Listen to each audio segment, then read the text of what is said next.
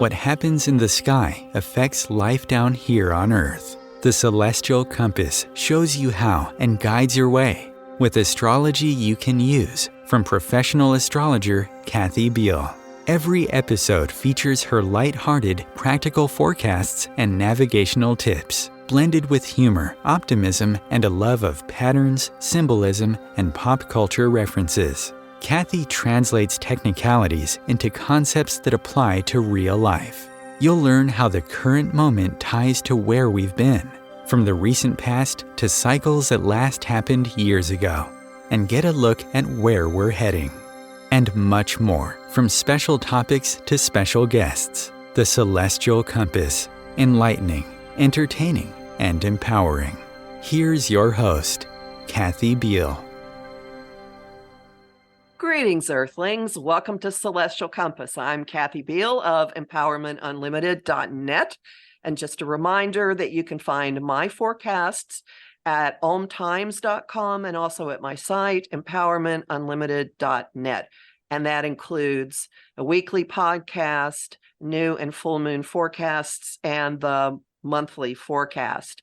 So we're coming into the summer solstice, as we call it in the northern hemisphere, the winter solstice in the southern hemisphere for all of you down under. And the energies of this week will, as a result, be with us running as at least on the energies of the 21st, to be more accurate, will be running as a background program for the next 3 months.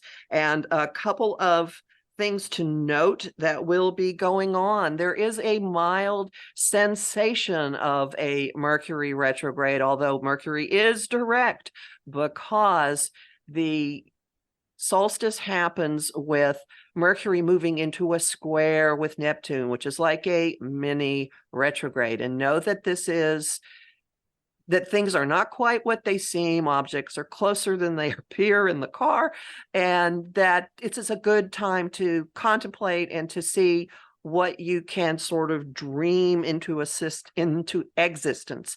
We are in a time of coming to grips with how drastically the world has changed, with Pluto having just moved back into Capricorn. And this week we get the opportunity to update our notions of ourselves and what's going on in our lives to match more of current circumstances. And that doesn't have to be horrendously disruptive, because next week the sun has a lovely trine to Saturn, which is also retrograde. And so does Mercury, meaning that we can bring some footing, some solid concepts of what's going on. We don't have to all be wandering around in a funk, in confusion for an extended period. And with that, I want to get to the main event of the show. I am delighted and honored to have as my guest astrologer Steve Judd, an astrologer from the UK that many of you follow on YouTube for his insightful and wonderfully pithy and short videos. Steve read his first astrological book in 1978 and is self-taught and works for himself. He was awarded the Master of Arts degree in Cultural Astronomy and Astrology at Bath Spa University in July 2005. In 1994, he was a founding member of the Big Green Gathering, coordinating the Earth Energies and Divinatory Arts area until 2000. Over 45 years, he has records of nearly 35,000 horoscope readings with a loyal client base, many of whom return for monthly, yearly updates. He has 80,000 plus followers on his YouTube channel, including many of you out there.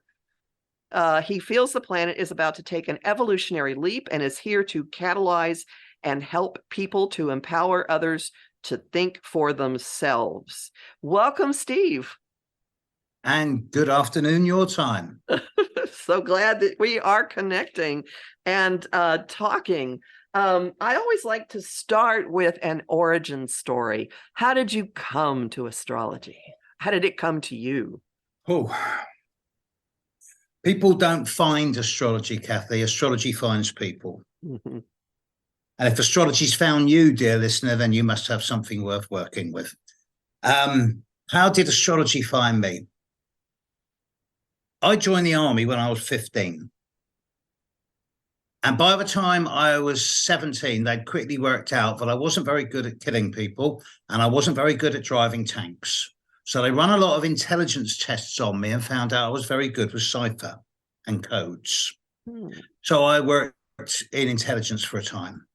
And then I left the army under slightly weird circumstances when I was 20 in 1975. And by 1976, early 77, I found my first ephemeris.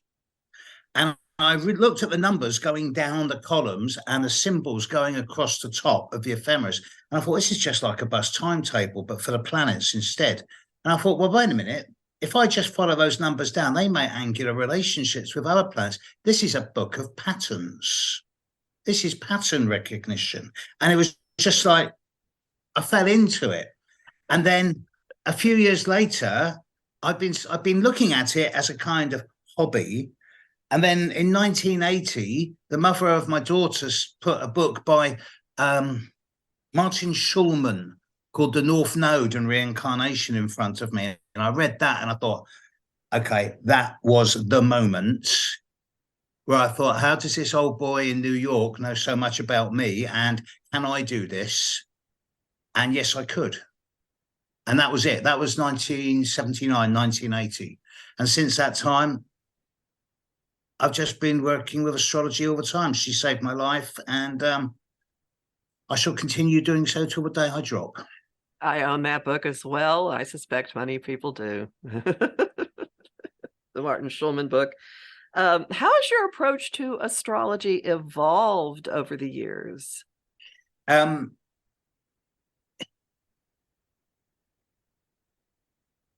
two separate ways that put me slightly at odds with the majority of the astrological community. Firstly, my understanding through doing so many charts of how the outer planets, particularly Uranus, Neptune, and Pluto, and to a lesser extent Chiron, actually work has exponentially developed over the last decade or so. And now I couldn't conceive of doing a chart without using at least Pluto and Chiron, although most astronomers will dispute their influence, all astronomers will, and even Ceres. To me, these are vital tools. So I consider myself less traditionalist and more futuristic.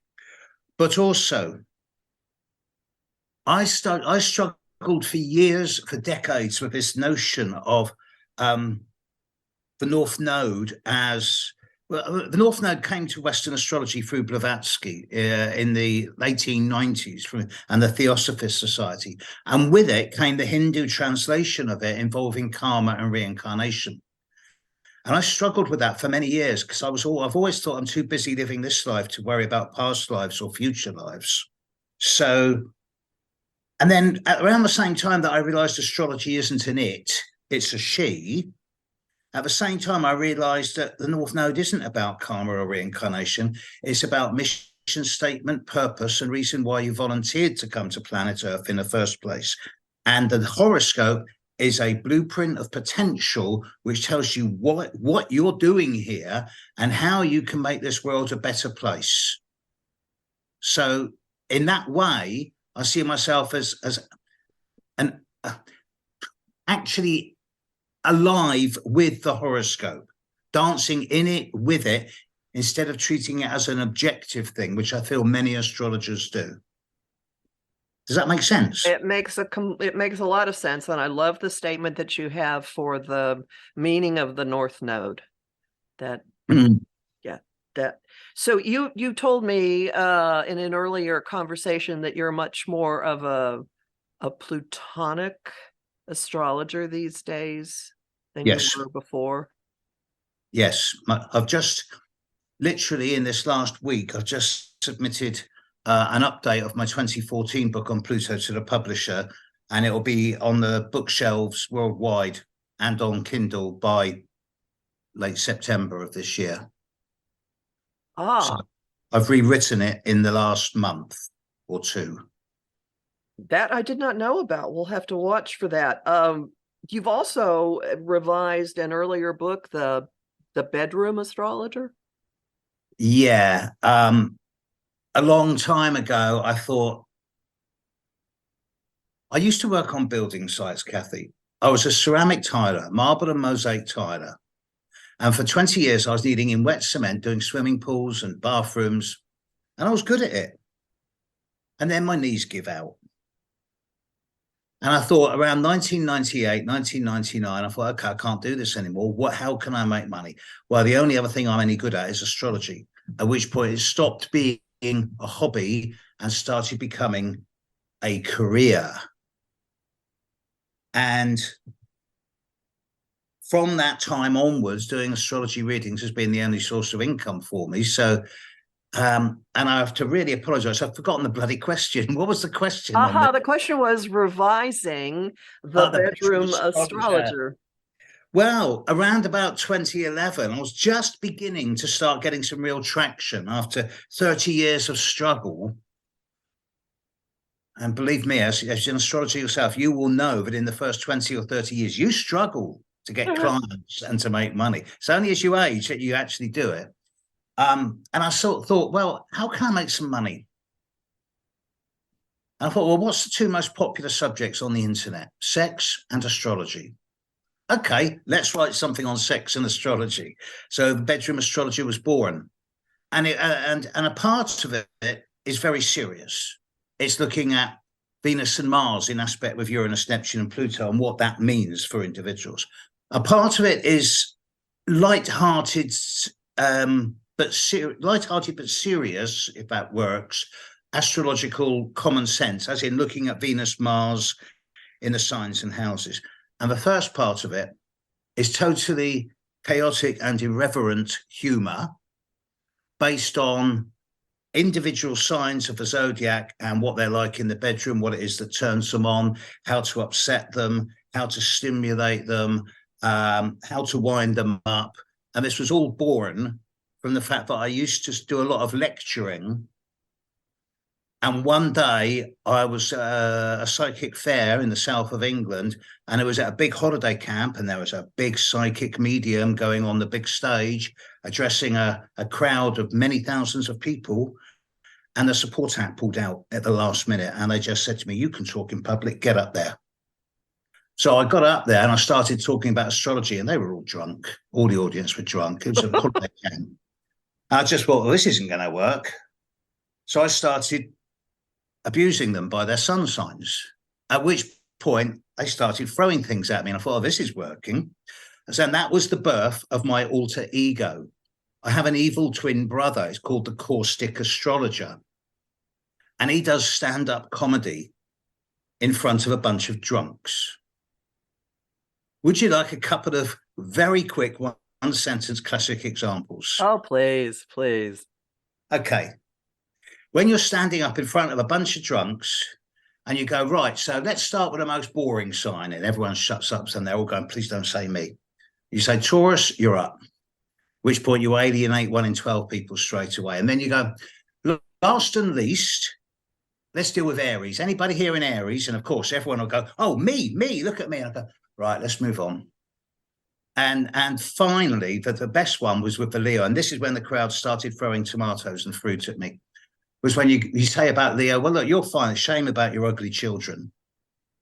At which point, I had to run for my life almost off that stage. So I developed that into an art form of being the Caustic Astrologer as an alter ego. And that came out in the Bedroom Astrologer. I know you have how to wind people up. That's a very interesting piece of relationship advice. How to actually wind people up. I mean, if you want to upset a Virgo, either move everything in their bathroom half an inch to the left, or just stand next to them on a crowded subway train and waft your underarm smell towards them. You know, Virgos and smells. No, it doesn't work. How did you, when you let me back up. You actually add how to enjoy food. You put this in a Yes. relationship book.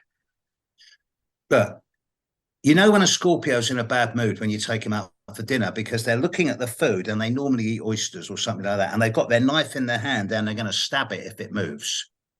Right? Aries will eat anything that's red. Cancer goes for dairy big time. Virgo don't do biscuits in the bedroom. Crumbs in the bed, absolute no. And again, it's flippant and irreverent. And of course, it's a generalization, but it makes people laugh at themselves. Mm-hmm. And that's the key to it. Because if you can laugh at yourself, you're absolutely sane and normal. If you can't laugh at yourself, you've got problems. Yeah, that's true of a lot of people. What prompted you to revise it? I mean, what's different about this current edition and the one that has been out for a while? So long ago, you can't remember? Well, I got rid of a lot of spelling mistakes. Okay. I updated it. I gave it. It's still got the irreverence, but it's a lot more mature. I've got rid of a lot of the superfluous descriptive terminology, and it's a little bit more hard hitting. Same with the Pluto book. When I actually went through the Pluto book and I checked myself, well, how many times have I actually put in the word actually or possibly or perhaps? And I just looked at it and I thought, oh my God, right, let's get rid of all of them. Mm-hmm. Because Pluto needs you to be black and white.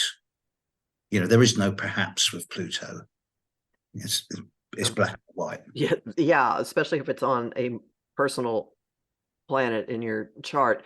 So then let's pursue the Pluto book. What do you see the role of Pluto in any way? What do you see the role of Pluto? Yes. When you've got a planet that's sort of smaller than our moon and 4 billion miles away, with its own unique system around it, because I mean, Pluto and Charon are tidally locked. The same faces face each other, and they both orbit around each other, so they're orbiting a void. And Pluto's moons, the other moons, are all locked into a perfect geometric relationship, which kind of defies rationality. And when you explore the mythology of Pluto, throughout history, Pluto's been seen as the dark. You know, originally,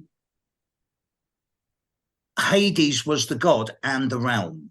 And then Pluto became the god, the lord of Hades. Hades became the realm. Pluto itself comes from the Latin word Pluton, which is about the deep red stones, the rubies, the amber, and the garnets from up deep under the earth. Pluto had this reputation of being the abductor of Persephone. If you read all of the Graves translations of the Greek myths, for example, but modern translations suggest that Pluto was actually rescuing his sister or his cousin from the evil mother, the domineering, controlling mother.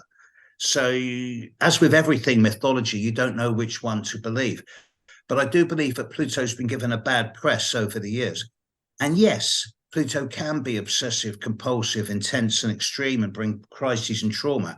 It can be manipulative, coercive, subversive, and just downright nasty. But he also purges, detoxes, cleanses, purifies, and eliminates. He transforms, regenerates, rebirths, caterpillar into butterfly, snake shedding skin, phoenix energy. Mm-hmm. Phoenix energy. It makes you psychologically invulnerable and unstoppable. It gives incredible stamina and resilience. You just got to. One of my favorite things about Pluto, most people go, oh, he's merciless, he's cruel. No, he's not. Mercenary and merciless is cruel and callous, yeah. Pluto isn't these things. Pluto is ruthless. Yes, no, black, white. No middle ground, no negotiation, no compromise. This does work or it doesn't. This will happen or it won't. And if you can reduce things to that, yes, you may have to put feelings and emotions on hold for a little bit, but sometimes that's necessary to get results.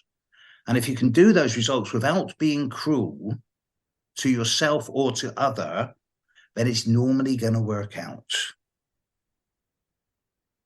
I see Pluto as the Vogon guards in Hitchhiker's Guide to the Galaxy. I believe Yeah, also the Borg had a similar statement: resistance is futile. yeah.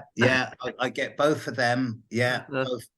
But except that the Vogons did like really bad poetry, and the Borg was seriously scary. yeah, seriously scary. But the concept of you can't do anything about this. Here it comes. I call Resistance. him the agent of unavoidable change. That's a good one. Yeah, he just is pervasive. Mhm. You cannot, you can negate him. You can deny Pluto, but it normally takes a lifetime of very heavy tranquilizers or something like that. And what a waste of a life. It can certainly help you strip out the stuff that doesn't matter. That is for certain. He really, if you go down into those caves at the bottom of your soul, deep enough, and when you get to the bottom, you get the jackhammer out and keep digging, Pluto will work with you and allow you to bring up all of the old fears and ghosts and able to work with them, release them, let them go without going into trauma and crisis if you're willing to do it. Sometimes it means you do have to go into the woods on your own in the middle of the night or down to the beach at 3 a.m. in the morning and scream when there's no one around. You have to go primal. Thing about humans, it's the difference between human beings and humans being. Humans pride themselves on their intellect and their emotion and even their intuition, which is a human construct and starts at the solar plexus and goes north. But Pluto deals with raw gut instinct, which starts at the navel and or below and then heads south. It is gut. And that is, there's proven links now between gut and the brain. And Pluto deals with pure raw instinct. We live in an animal body. And most people choose not to see that. Here, there's overtones and links with the Chironic myth as well, because Chiron was half man, half horse, but he was taught how to be a wonderful healer, but he wasn't taught how to relate to his animal nature. So I think we forget that we live in an animal body sometimes. And both of those do involve a cellular impulses, especially Pluto. I talk in terms of a tractor beam locking in, and you're just stuck in your body. I don't know, maybe you're being pulled to something. Could be. You can't control Pluto. You can't dictate terms. You either let Pluto work with you or you don't. And if you don't, you normally get trashed. And if you do, you become psychologically self-empowered. You can then empower others and you become invulnerable. And there is no more fear. Which raises a question. We have a few minutes before the break. Any comments on the current shift from Pluto in Capricorn to Pluto in Aquarius? And now this little time, we're recording this while Pluto has just gone back into Capricorn for its next to last visit there in our lifetimes. I find myself strangely and unexpectedly enthusiastic. When Pluto moved into Scorpio, I thought it would be nuclear war, and it was the end of the nuclear war. I thought it'd be sexual liberation. It was HIV. When Pluto moved into Sagittarius, I thought it'd be the end of the church, and instead we got hardcore fundamentalists as church attendance dwindled. When it moved into Capricorn, I thought, okay, we're going to see world government now.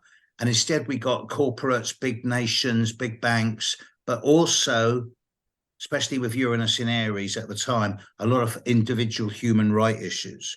Now Pluto's moving into Aquarius, and it is going to see the end, I believe, of the old power structure, the old monolithic power structures. I do view it with positivity, but within the next 2-3 years, Pluto's moving into Aquarius. Neptune and Saturn together will move into Aries. There is a conjunction at 0 degrees Aries. Uranus will move into Gemini. Jupiter will move into Leo. There's going to be a time, I think it's March or May 26, one of the two, where heliocentrically they're all in the first couple of degrees of those signs. And this has never, ever happened before.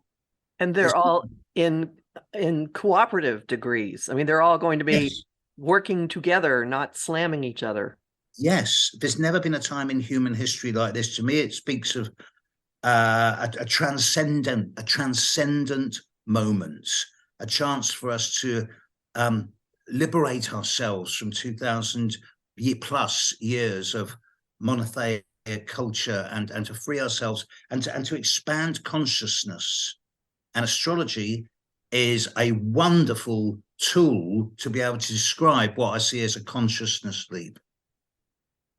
And have you observed astrology being more and more, mainstream might not be quite the right word, but a language that more and more people are open to, if not actively speaking? Over here now, we're getting stand-up comedians going, oh, well, I can't get my words out tonight. Oh, it must be Mercury retrograde. Yeah, it's entering the lingua franca. You know, it's becoming more common. And now people are quite comfortable. It always used to be, oh, well, I'm an Aries, that's why I'm like this. And now it's like, oh, yeah, but you just got your moon in Sagittarius. You know, people are knowing more. Many more people know their sun, moon, and ascendant. It is becoming more common and not a moment too soon. And why do you say not a moment too soon? Because astrology gives us the opportunity to be absolutely objective, detached and reflective on ourselves and on our space in the world and on other people.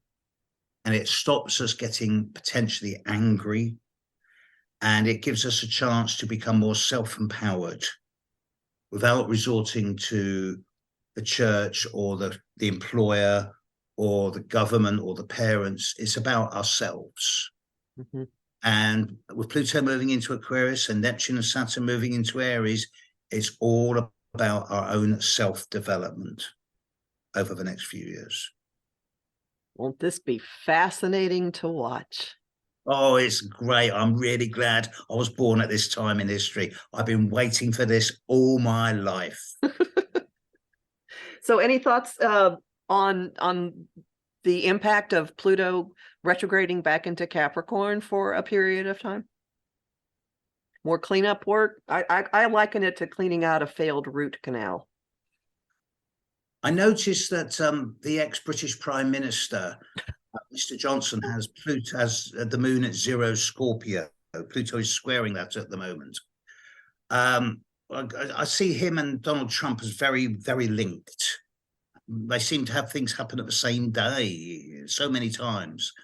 And in a way, they're a kind of metaphor for the old failed cult of celebrity, if you like. And I think that Pluto's going to really push us into becoming less obsessed with individuals and more concerned with collectives and how we as individuals can contribute into collectives and gain a bit of personal self-power. I would love it if we had referenda for everything. Mind you, that's going to take time. And there'd always be some nutcases who go, right, let's have a referendum on hanging or something like that. So, but, you know, as a species, we have to evolve, because if we don't, we ain't going to last much longer. And this is a wonderful moment for our first break. So hang in, everybody. We'll be back in just a second. Want help with your own celestial compass? Visit my site, empowermentunlimited.net, for Astro Insight forecasts for each week, month, and new and full moon. Want to explore the personal impact? Make a decision? Understand another person? It is possible. Click the Services tab to book a personal session with me. That address again, empowermentunlimited.net. Welcome back to Celestial Compass. We're talking today with UK-based astrologer Steve Judd about all kinds of things having to do with astrology. You have used the phrase that astrology is a language, or that you like to work with astrology as language. Can you elaborate on that?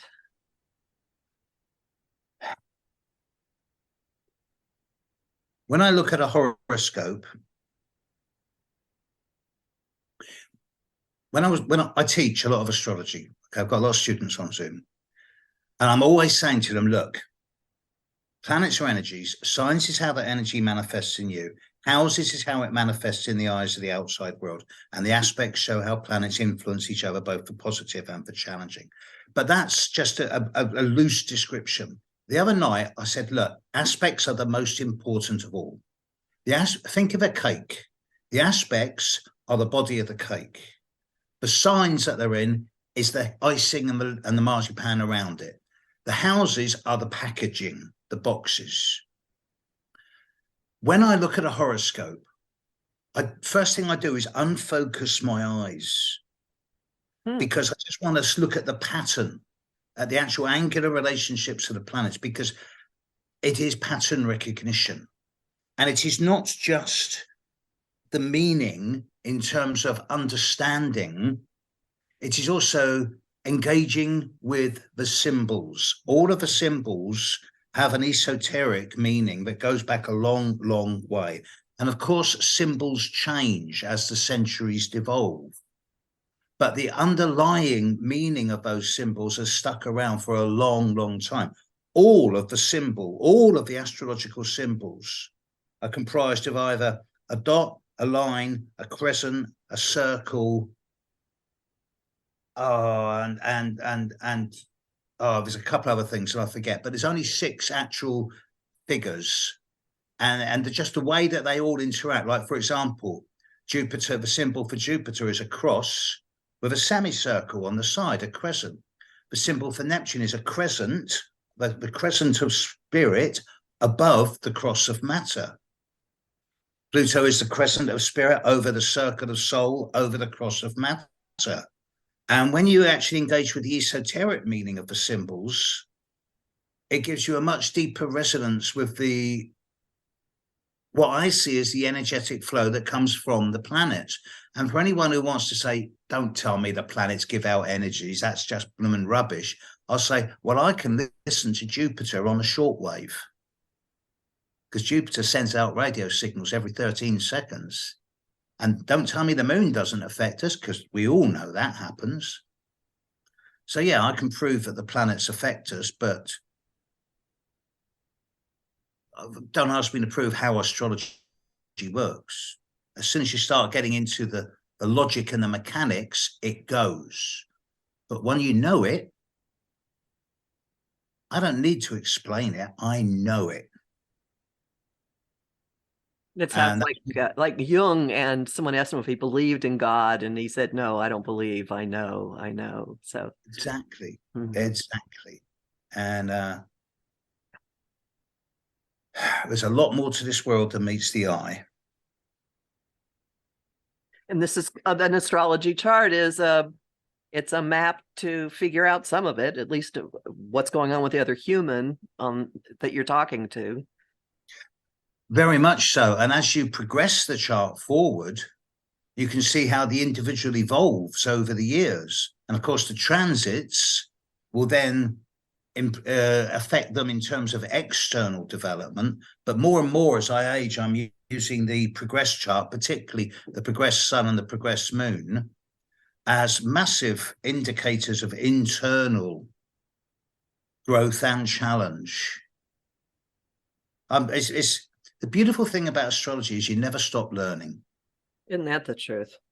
Every chart you learn something new from. Every single chart, even identical twins charts are fundamentally just that little bit different, and that difference grows as they age. It's such a privilege to work on it.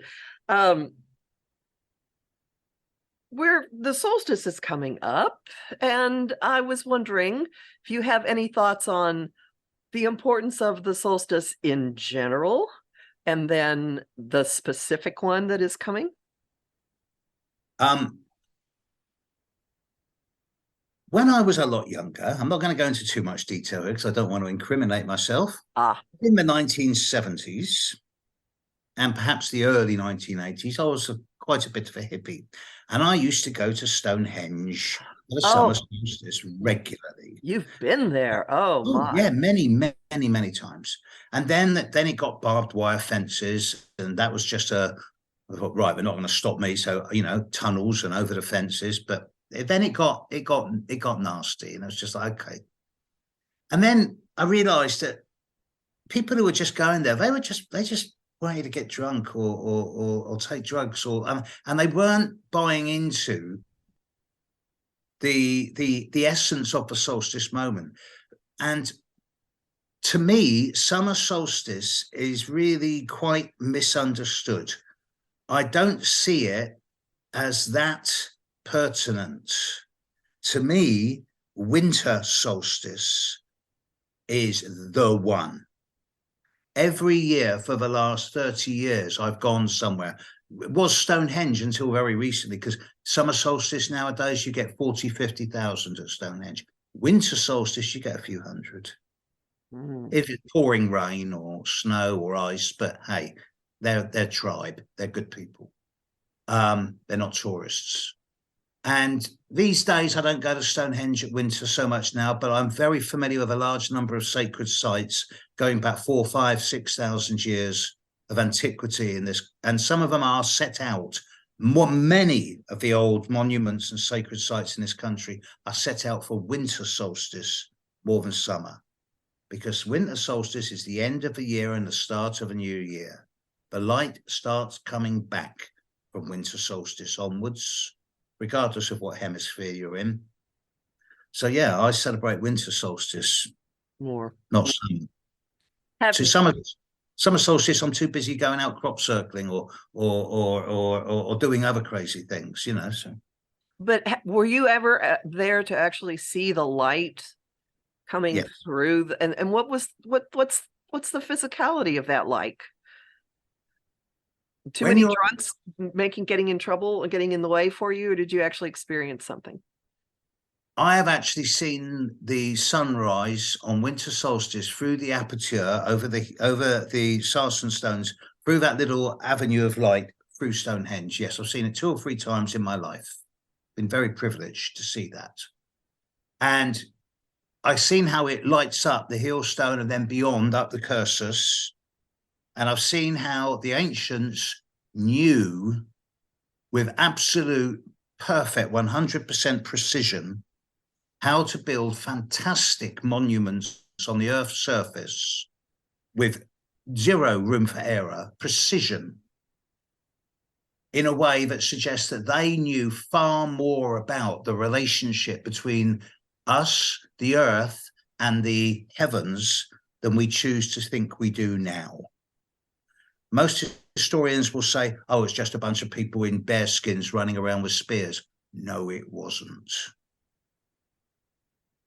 So we don't, something happened 10,000 years ago. The flood is in every culture. Mm-hmm. All of the old stone circles in England, Wales, in Norway, in Portugal, in Spain, all the Western fringes, they're all set out to star patterns as they were at the time that they were built. So they're obviously an attempt to bring heaven down to earth, which is part of so many different secret societies' real trips, whether it be the Masons or the Rosicrucians or whatever. They're all trying to bring heaven down to earth. Some actually did it. Things like the Alhambra Palace in Granada set out to the orbital patterns of Venus. New York, not New York, Washington, D.C., set out to the astrological symbolism of Virgo by the same architects who designed the Bath in England. So some of them succeeded. And yes, wherever there is that resonance with the structures and the architecture between heaven and earth, there is a feel-good factor there. I've seen people faint with pleasure when they're in certain structures that are directly aligned with planetary or stellar configurations. Yes. So what about the solstice marking the sun hitting the world axis? Do you pay attention to the cardinal points or any of that? Yes, definitely. it definitely shifts. Everything moves from mutable into cardinal. Things become a lot more proactive. Mm-hmm. But it's also worthy of note that the spring equinox, 0 degrees of Aries, it moves. And over the course of a lifetime, it will only move just under 1 degree. But it moves. When I was a kid, always spring equinox was normally on March the 20th or March the 21st. Now it's March the 21st and quite often March the 22nd. Same as winter solstice is quite often now December 22nd. It's very slowly moving. As the solar system goes round the center of the galaxy, so our perspective of the stars in the sky very slowly changes.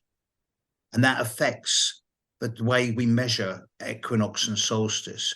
It doesn't affect us here on Earth as a geocentric perspective. Mm-hmm.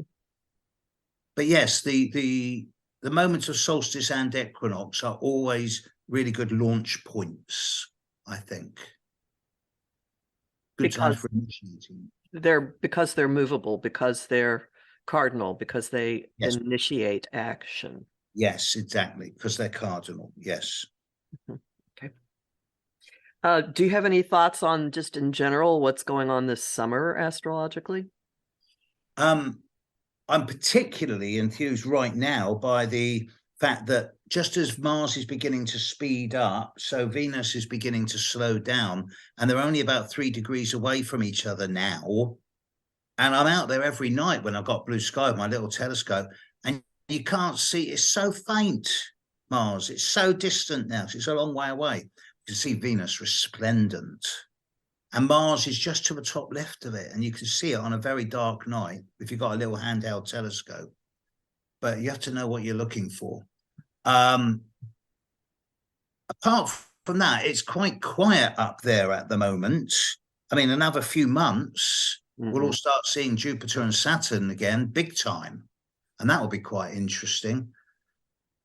What I do find interesting, Kathy, is in this last 2 or 3 years over COVID, so many people have been getting hit by Pluto and Neptune and Uranus. And this is where astrology can't be objective. This year, just in this last 6 months, I find myself saying more and more to many individuals, oh, you've got a quiet year. No new problems, no new challenges. Now, is that because I'm attracting those clients to me because I'm having a quiet year astrologically, although all crazy stuff is happening? Or is it that it's reflective out into the whole world, and the whole world is now breathing a sigh of relief post-COVID, post-pandemic? But I'll tell you what, when Saturn and Neptune move together into 0 degrees of Aries, I shall be making sure that I'm living as healthily, cleanly as possible. And I recommend everyone to do the same. Watch out, just eat well, live well, keep clean. That will not be a quiet time. That will not be a quiet time. Not be quiet. Saturn with Neptune at 0 degrees of Aries, it's a bit scary. Fortunately, Pluto and Uranus will be sextiling them. So the long-term effect will be very positive. Yeah, we could all be living in a Marvel. We could be living in the Marvel universe at that point. We'll all be action heroes or something. I don't know. If we were, I would be the Silver Surfer. Oh, well, all right. You've got yours already chosen. That's great. I used to have about 10,000 Marvel comics, and I've got rid of them all, except I've got every copy of the Silver Surfer. Perfect for Saturn and Pisces. Well, any other comments on the big trends that you see going on right now? Anything else that's catching your eye and your interest? Like where do you find your thoughts going these days? Well, I'd rather not talk about politics because it's so puerile and quite honestly pathetic. And I'm not just talking about a particular country, I'm talking about globally at the moment. People seem to be just bored to tears with politicians. And the environmental push is still rapidly accelerating, especially amongst the youth. Mm-hmm. You know, those who were born from 1990 onwards are really claiming their power now in a way that my generation, our generation didn't or couldn't. We fought against the Vietnam War and you know, we were banned the bomb and all that, but the youth today. But then what strikes me is that there's no one alive today under the age of 30 who can remember a time before the internet. You know, the internet is only a recent development. I got my first email in 98, 99. I had my first website in 2001. And that's only 22 years ago. So much has happened. Evolution is accelerating. There's more and more soft technology developing at the same time as an acceleration and of spiritual growth. At the same time as population is rapidly accelerating, and it all seems to be pointing to some type of nexus point in the future. Where I liken it to being on the inside of one of those old school classroom pencil sharpeners, where you narrow to a point and then you suddenly explode into glory, if you like. So, yeah, that time's coming. That time's coming, and it'll happen in my lifetime, I'm sure. Well, that sounds very much like the Saturn-Neptune conjunction of everyone kind of getting mastery of all this stuff. Yeah. At the end of the day, I'm a Cancer with the moon in Sagittarius. I have to be optimistic because the alternative doesn't bear thinking about. And I do hope that everything's going to work all right. I'm certainly working towards that myself. But I do feel that there's a kind of, not a schism, but there's some type of choice point coming up for all of us about whether we go one way or not. And the not is going to be sticking with the materialism. The fast foods, the easy internet, the soccer, the baseball, the money. And those who are going to take the other path will go more towards the intuitive, the spiritual, the compassionate, the empathic, the kind, whilst at the same time keeping their feet on the ground. And it's not going to be a conflict, but I do see it as a natural evolution. And in time, over a period of 100 to 200 years, I think the old attitudes towards materialism and power and money and all of that will just naturally fade away, and we'll look back and go, were we crazy? So, yeah, I mean, I have a granddaughter. She's 24 now. I want her to grow up, and I want her children to grow up in a world that's as not just environmentally clean as possible, but spiritually clean as possible. And I say spiritually, I don't want to sound like a hippie or woo-woo, but from a grounded, down-to-earth basis, I have a wonderful relationship with the divine. Okay, but the way I see the divine works for me. And anybody can have their own relationship. There's no rule book here. That sounds like one of the possibilities of Saturn in Pisces, quite honestly.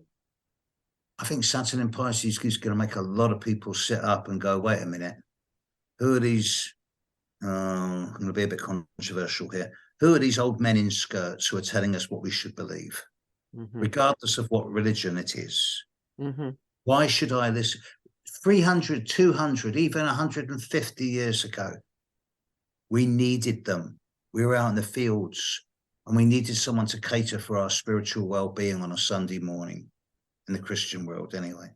Nowadays, we don't need this interface between us and the divine. We all have our own direct link to spirit and to the divine. Some people call it God or Buddha or Allah.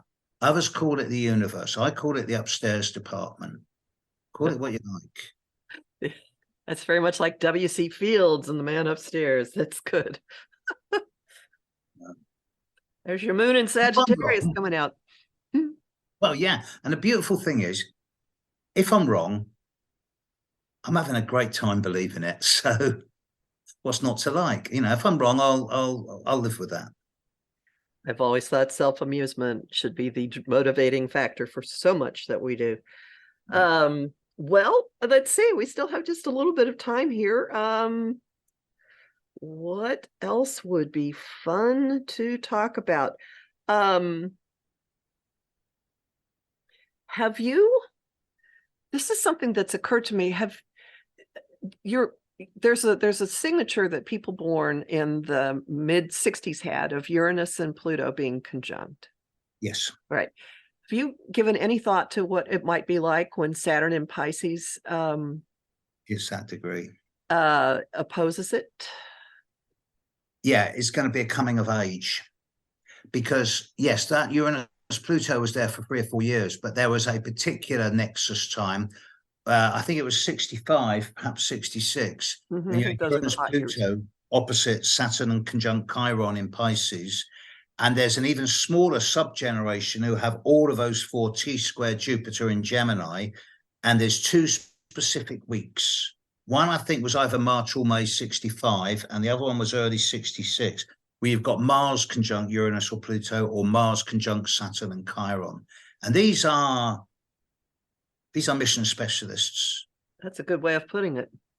These are people here. These are people who are here to either activate the future. Well, they're going to activate the future. They're going to change it from latent into potent. But I hope they do it in a way that's conscious and considerate, as opposed to anarchic or violent. Because otherwise, what have we spent 2,000 years learning? I truly don't understand why people want to hurt each other these days, whether it be in personal relationships or whether it be in national warfare. I would love to explore in depth the mummy daddy stuff of some of the world leaders today, because, well, I already have, but perhaps that's not a subject for this show. Same here. I have also looked at it, but I'm wondering, I mean, as you bring this up, I keep thinking about Chiron in Aries right now, and I see that as a marker for toxic masculinity. And to me, Chiron by transit doesn't work, but as a point in the horoscope, it's incredibly important. And I've been through Chiron conjunct my sun, Chiron conjunct my moon. I was waiting for something to happen. No, nothing. Okay. But the Chiron return, 50 to 51 years old, it hits everybody. And to me, I tell all my clients life begins at 40. When they get to 50, I tell them I lied. Life begins at 50, because once you're 50, when you're in your 40s, you're still trying to be young. Once you're 50, you are middle-aged, you're over halfway through your life, you've done the drill, you've done the practice, now it's time to do it properly. And after that time, if you're still self-sabotaging or shooting yourself in the foot after 51, then there's something fundamentally not quite right there.